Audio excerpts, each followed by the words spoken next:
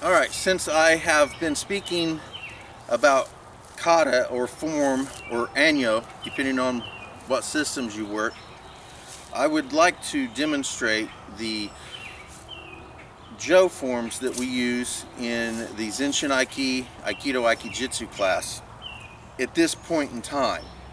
I'm sure that it will change because everything does. My system of martial arts is very eclectic and ever-changing.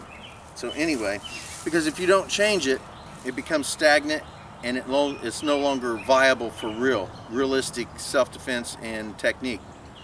If I find something doesn't work realistically, then it gets put on a shelf. If I find out that it does work, then it stays in and I adapt it to make it work better for me. So, Mawashite Kihon Waza Aiki Jo, the first technique. Now, this is the first Jo form that we learn, and I will say this, and it somewhat goes against everything that I talk about, but I teach this in the Aikido class more out of the tradition of my teaching, or the way I was taught, than anything else. This was the only Jo form that my instructor taught when I came up in Aikido. And I teach it mainly for the aspect of tradition, which is something I'm very negative about in a lot of aspects, but it does, there is an application to it, and it does have a purpose in my dojo Aikido system. And I make that important distinction. Dojo Aikido. Not Fluffy Bunny Aikido, but my personal dojo Aikido. Mawashite Kihon Waza Aiki Jo.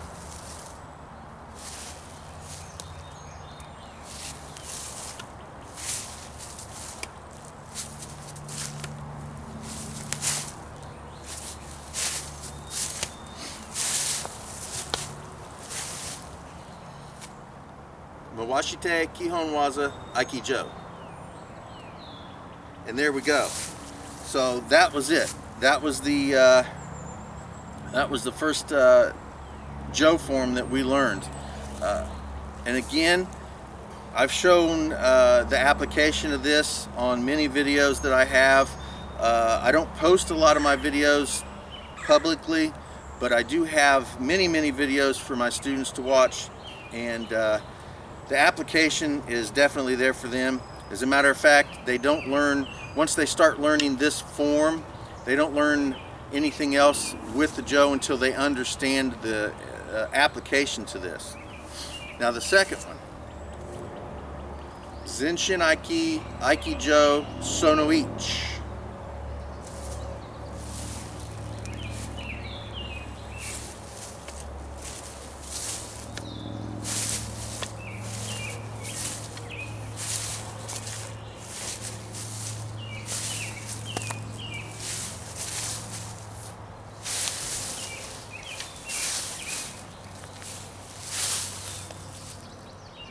Zenshin Aiki, Aiki Jo, Sono Ich. So again, that's the second form with the Jo. And again, you don't, once we start learning this form, you maintain it, and you also learn the bunkai, or the actual application that this is actually doing. Now, once you learn it, and once you get proficient and skilled, you start seeing other things. So if, for example, I teach this is a blocking of another Jo that's coming at you. All right? So that's how it's traditionally taught, is a block. But this can be a strike.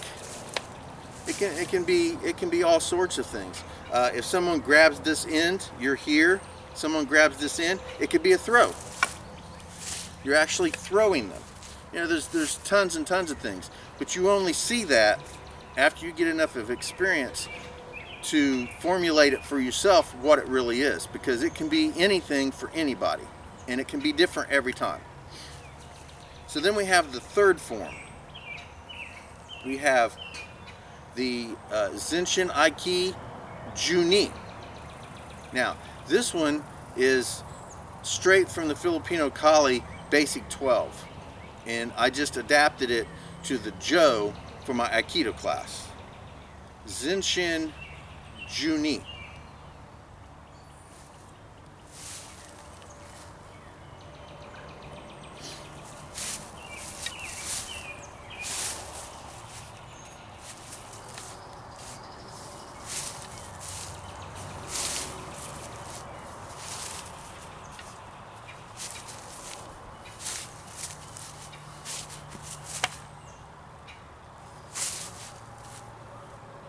Zinshin Juni. So there we go.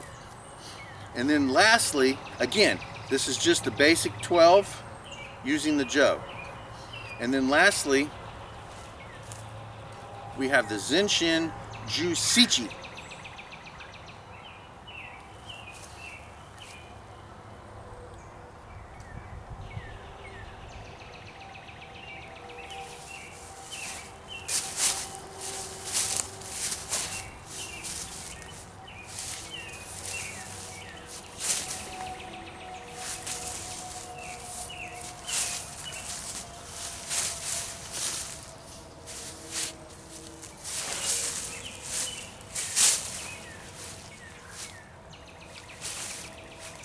Zinshin Jusichi.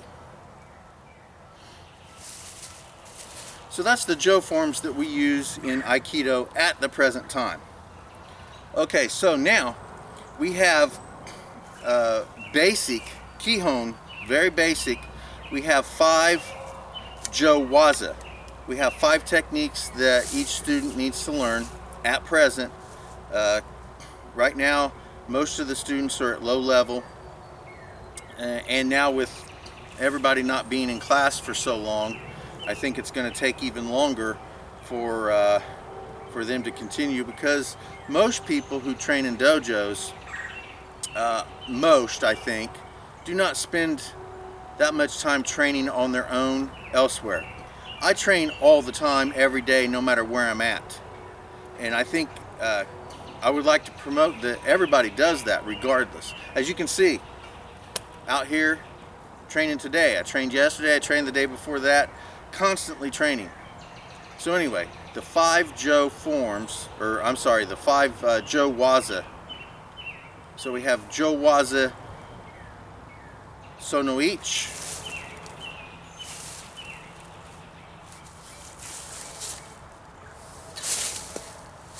Jo Waza Sononi, Jo Waza Sonoshi,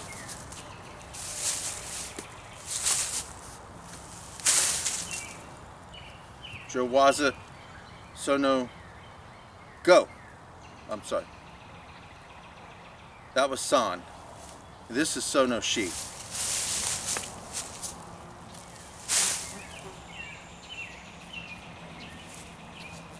And Jo Waza Sono Go.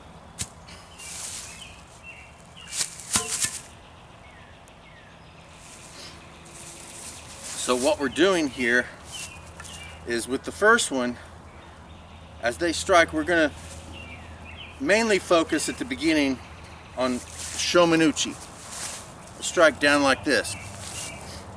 It would be if you're using the 8 angles of attack as a idea of the angles 1, 2, 3, 4, 5, 6, 7, and 8. This would be a number 3, straight down, like so.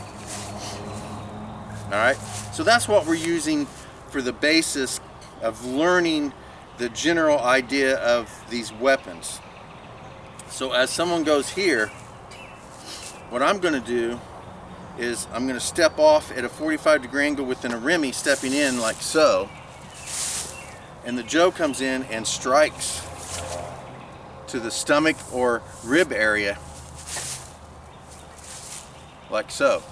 Now it can also strike over, because this goes under the strike. It can also strike over and hit the head or face area.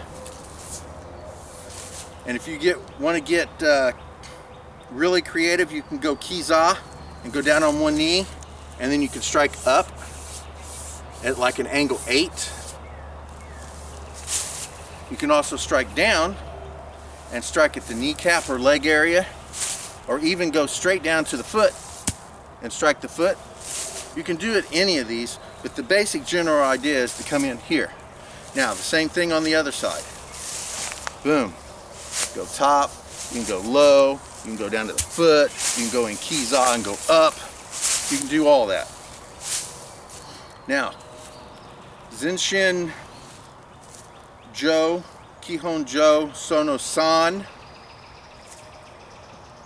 Again, stepping at that Arimi 45. And we're going to use the right side. If we're stepping to your left, you're going to use the right side of this Jo.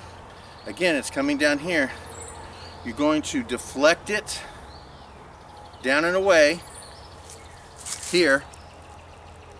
Then you're going to strike to the side of up at their neck area.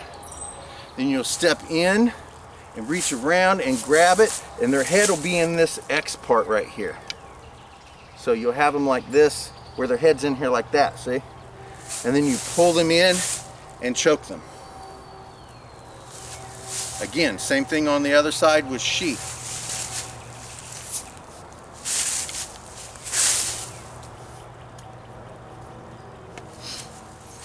Now go. It sits here in front of you. And when they start to strike down, you just place your foot on the bottom part of it, put a little pressure, like so.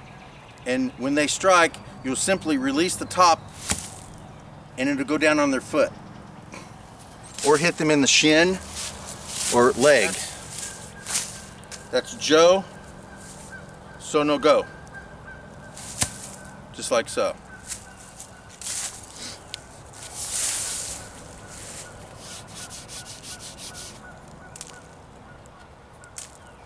All right. So that's the basic idea of the Jo that most of the students are at now. There's much more to be dealt with, but because most of the students aren't past this level, I'm not going to demonstrate anything past that level until the majority of my students are ready to see it overall. Okay, so now we have the bokken, which is a wooden sword, and we have the shinai, which is a bamboo sword. So let me set the bokken over here real quick, and we'll begin with the shinai. Now this one's been used, as you can see. This one here has been used. Now the tape is there because it's broke several times, and I've actually broke this on my students. Not being mean, and not being super realistic, but they learn what it's like to make a mistake, and they learn what it's like in a real life situation if they do something or expect something that they're not going to really get. All right. So anyway, with the shinai, we'll do these techniques with the shinai. And again, shomanuchi to begin with. We begin these techniques using shomanuchi because it's the easiest, and for me, it's the easiest and safest way to teach them so that they can learn without being seriously injured. Again, these techniques work at any angle. 1, 2, 3, 4, 5, 6, 7, 8. They work at any angle, but we're going to use this angle number 3 right here to demonstrate how they work, and that's how we teach them in class to begin with, so that the students basically have a safe learning environment. So again, shomanuchi, we're going to do bokken, sono ichi. Again, it's a rimi, 45-degree angle, stepping in. We're going to do a roof deflection, like so. Now, when this comes up, the blade is going to turn so that you're hitting with the back of the sword and not the blade part, because you don't want to chip your blade. As well, it's going to rest on your shoulder here. It's not going to be up like this, because then when they hit it, it'll slam into your shoulder. So it's actually going to rest on the shoulder at this angle here. Here, the strike comes in and down, and you do a little tenkan. You strike the wrist, strike the arm, strike the weapon. If they extend too far and they're way out here like this, you can strike the head. But when they come out here like this, you strike at the wrist area. You can strike the arm, you can strike the weapon, or you can strike the head and neck if it's in too far. But if you take that wrist off, they're done anyway.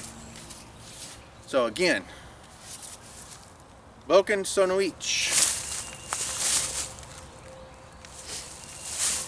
Boken Sono Ni is exactly the same thing, except we're going to go off onto the right side of the body, or my right, sorry. We're going to go off to the right, and we're going to use this wing deflection. Here, again, it's not a block. I'm not blocking this. I'm not stopping the momentum. I'm allowing it to strike my weapon and go down. So I'm just deflecting it and redirecting it. Tenkan, again, striking the wrist is preferable, but you can actually strike the weapon and try to hit it out of the hand. You can strike the lower part of the arm. You can strike the neck if it's out too far. Whatever's available. We teach, we aim for the wrist first, and we'll get whatever we take. Number 3,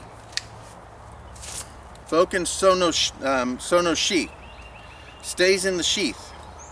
Now, when we draw, we're going to roll it out just slightly, and then we're going to draw as we step in with the Irimi 45. And remember, Uki is using Shomen Uchi,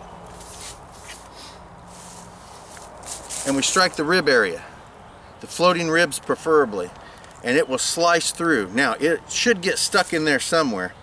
Once it gets stuck, you take your free hand, you scoot in, you apply pressure and push.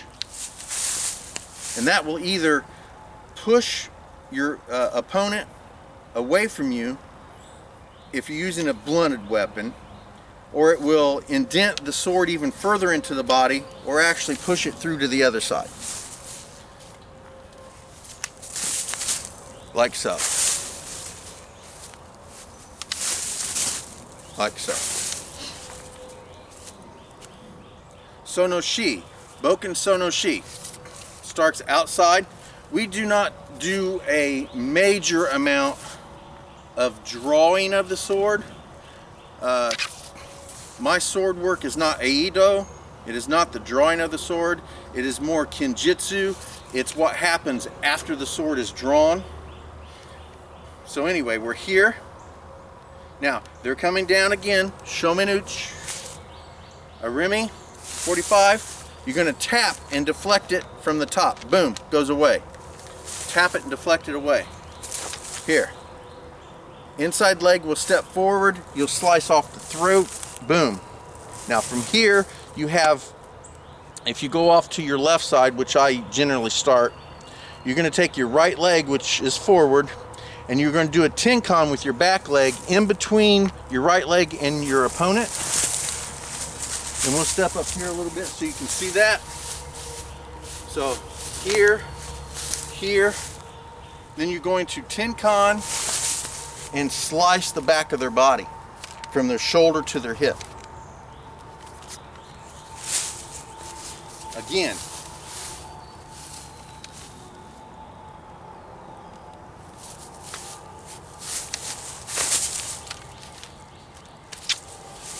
Like so.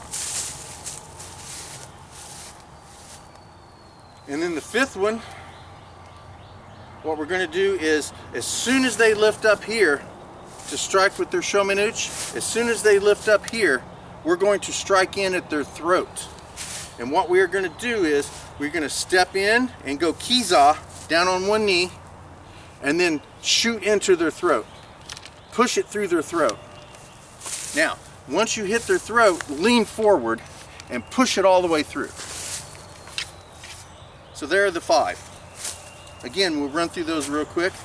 The 5 boken. So the 5 boken waza. So no ich. So no ni. So no san. So no shi. So no go.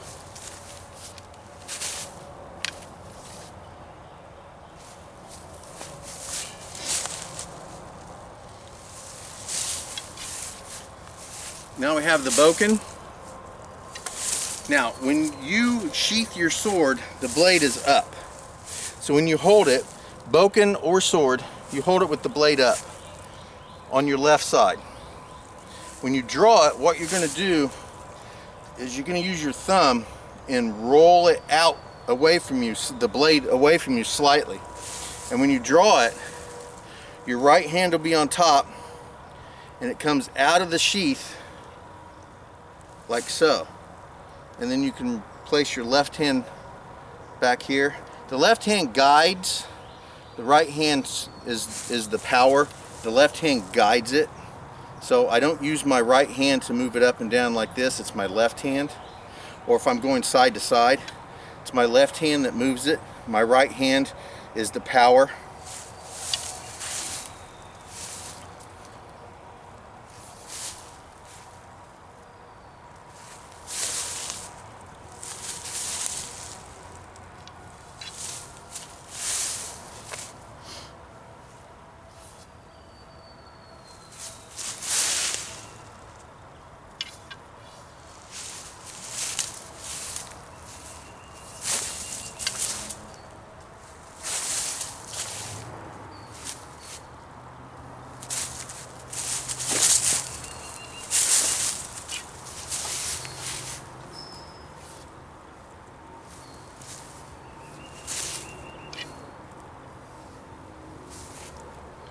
So I do not have my actual sword out here with me right now, but when I get time, I'll travel back to the house. I'll pick up my sword, I'll come out here, and we'll do this with an actual sword.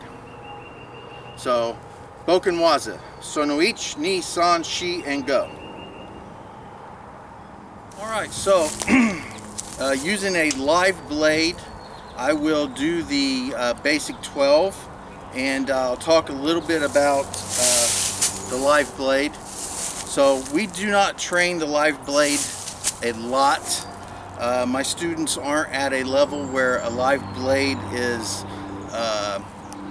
necessary or needed. So most of them are not.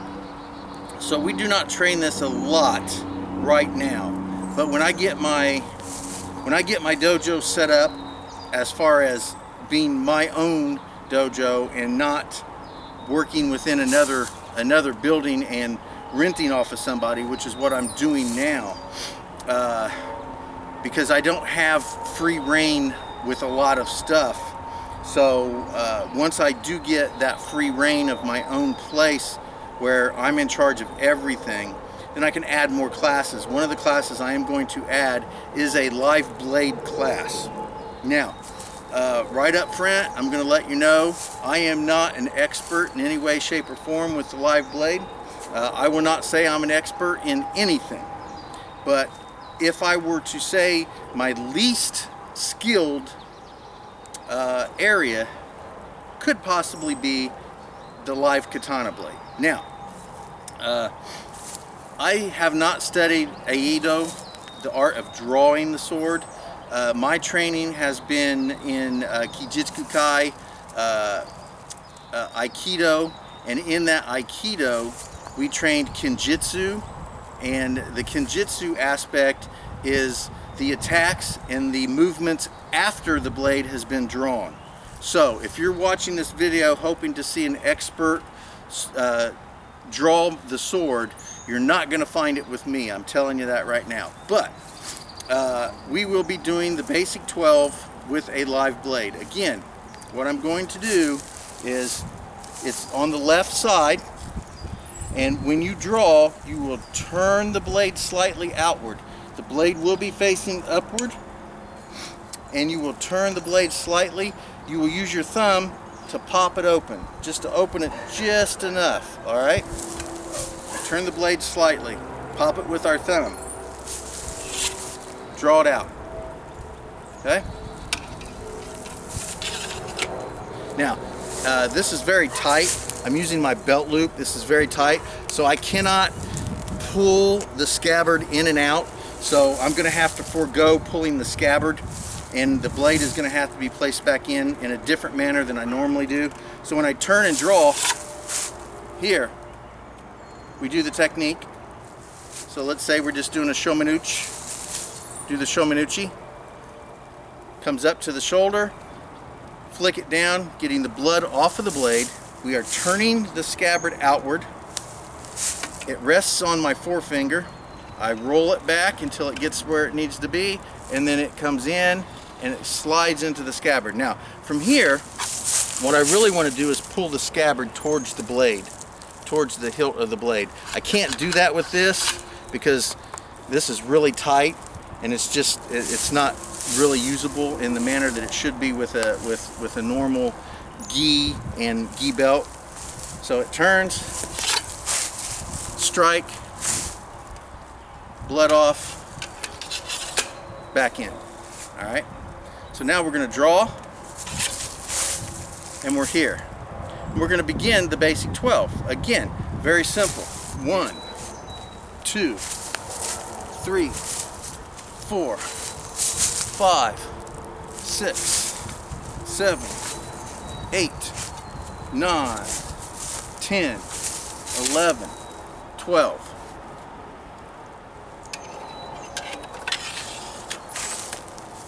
And then we're back.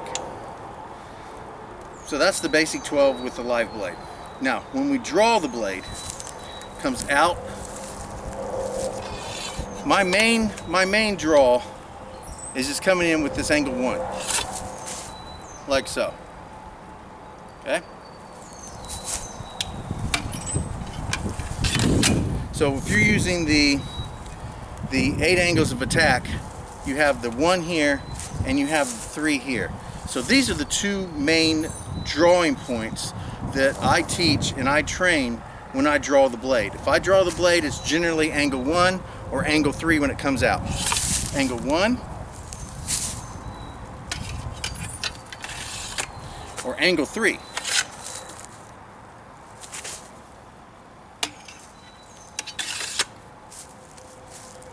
So we're going to practice those. Here, angle 1, angle 3.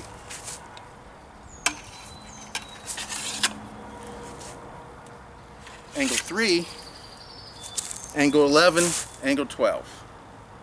All right, now I'm mixing those up. I'm adding the basic angles of attack with the basic 12, which I probably shouldn't do, at least with people who don't understand the angles and the directions that I'm working with. So maybe I should stop doing that. So angle 1, angle 3, angle 7, angle 2, angle 4.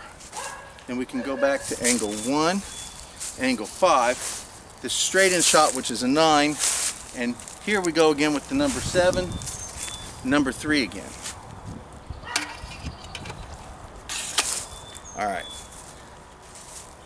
Any angles you want, it doesn't really matter. I can start with the angle 3, and then I can work the angle 7, angle 8, angle 4, angle 3, angle 7, angle 1, angle 5, and then I can do my straight number 9. So it doesn't really matter what angles you work and in what progression you work them in. The point is that you use these angles in various different ways so you can learn how to use these in striking. Once you get them proficient with striking, then you can begin to learn how to defend them. Now, I always like defending before I learn to strike, so you can do it that way as well. It just depends on what instructor you have. You can do them both simultaneously. It doesn't really matter. The point is once you begin something, really focus on that particular aspect. If you start with the strikes and you want to learn the angles and learn how to strike, just practice those until you get proficient before you even move on to anything else. Once you get those and you want to move into the deflections and the counters and the disarms and all that stuff, then work that. But I don't suggest you mix them all together simultaneously, because it can get confusing, and sometimes confusing makes people quit and it makes them learn slower. So if you focus on one aspect and stay on that aspect until you're comfortable and then move to a different aspect, maybe that's the best way for you to learn. Now, if you learn where it can all be thrown in and jumbled together, that's fine too. As a matter of fact, when I first learned this, we had everything all together. There was no system, there was no organization to it. We just learned whatever we learned that particular day, and that was how it was.